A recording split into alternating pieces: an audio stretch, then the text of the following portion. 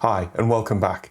In this video I'm going to show you one of my favourite editing functions, how it works and when it can prove useful. So this is my guide to the replace edit in DaVinci Resolve.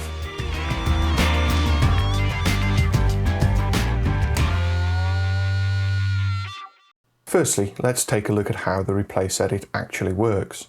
In this example, I want to replace this shot in my timeline with this shot of an airplane taking off from a lake in my source. Sure, I could just simply delete the clip from the timeline and re-edit a new clip in its place, but in this case it's going to get a bit messy because there are transitions involved. Besides that, the replace edit is much more efficient. Instead, I'll place my playhead over the first frame of the clip in the timeline. In the source viewer, I'll move the playhead to about here as the plane is starting to taxi across the lake. Now, I'll drag this clip over the timeline viewer and choose Replace from the Edit overlays. You'll notice that the source and timeline viewers are now both displaying the same frame. And as you can see, the clip in the timeline has been completely replaced by the clip in the viewer. This is because instead of using traditional in and out points to define the content of an edit, the replace edit is actually using the position of the playhead in the source viewer and taking that frame and placing it at the position of the playhead in the timeline. It then uses the content before and after the playhead in the source viewer to replace the clip in the timeline and therefore complete the edit. This means I can position my playhead anywhere I want over the clip, such as the final frame, and choose Replace again. Or in the middle of the shot. This time I'll click the Replace Clip button in the toolbar to make the edit. Once you understand this principle of the replace edit, then there are lots of powerful things that you can achieve.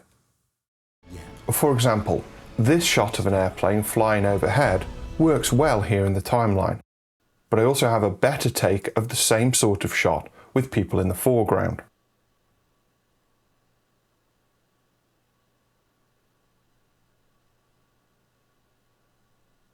To quickly replace the existing shot with this new clip, I'll align the two shots roughly where the airplanes are about the same framing in both viewers, and then press F11 to replace. Prepare to see them again for the first time. The same sort of technique can also be used to replace a clip with itself. This can be particularly useful if you need to align a certain action with a beat of music. In this case, I want to realign this shot so a later part of it happens on the beat of the music. Make it move. It's really important. Every shot was original and that everything was real. Leave behind everything you... Firstly, I'll place the playhead where I want the action to occur. And with the clip selected, I'll press F to perform a match frame.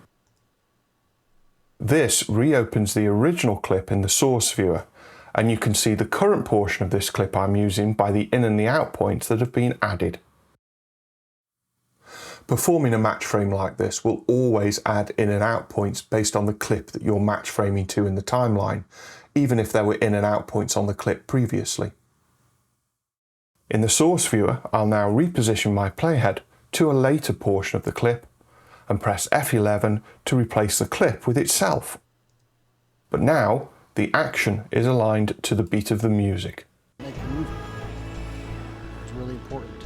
Every shot was original and that everything was real. Leave behind.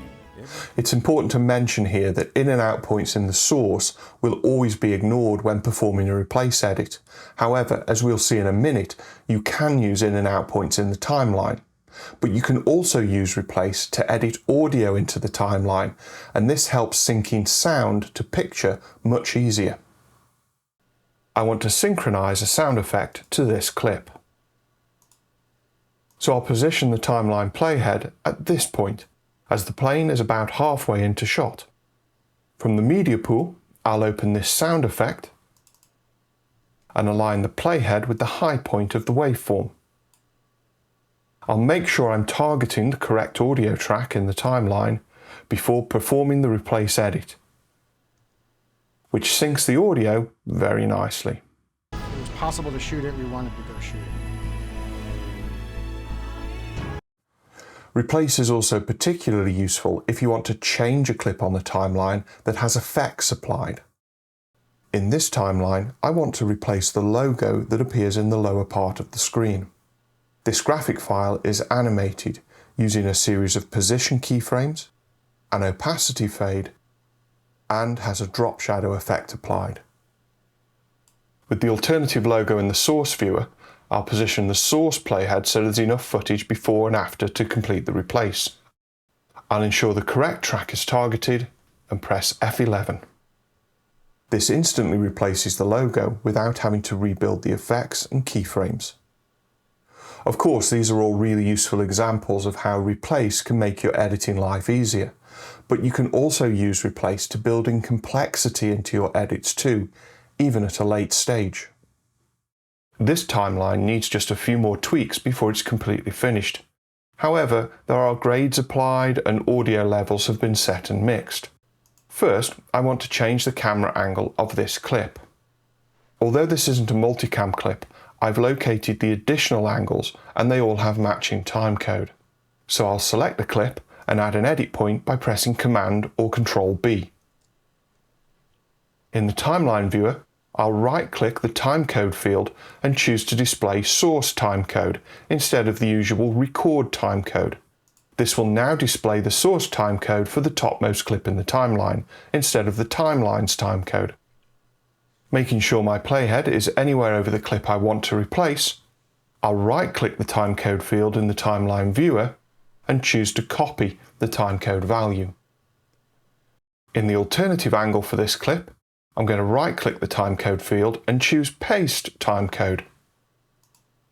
This takes me to exactly the same point as the playhead on my timeline, and I can now make the Replace edit to add this new angle, maintaining the grade and audio adjustments made previously. Pretty cool, huh?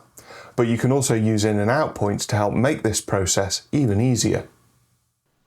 I want to do the same thing with this first soundbite, but instead of cutting the clip, I'll just use in and out points to mark the portion of the clip I want to replace. I'll just move the playhead here so that I can see the source timecode of the clip, which I will again copy.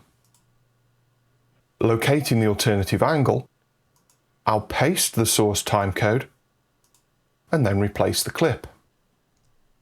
And in this case, you'll see that it's replaced the portion of the clip between the in and the out points in the timeline. Of course, you can always use these techniques to replace clips on other tracks. Just remember to make sure which track you're actually targeting. So, to replace a portion of this clip on track 2, I'll just add in and out points over the start here. The landscapes. That's what. And just leave the playhead at this point as he starts turning his head. I'll locate the clip I want to use instead and find the same point just as his head starts to turn. In the timeline, I'll just make sure I'm targeting the correct video track, disable the audio, which I don't want, and press F11 for the Replace edit. The landscapes. That's what really inspires us. Thanks very much for watching. Don't forget to subscribe, and until next time, take care.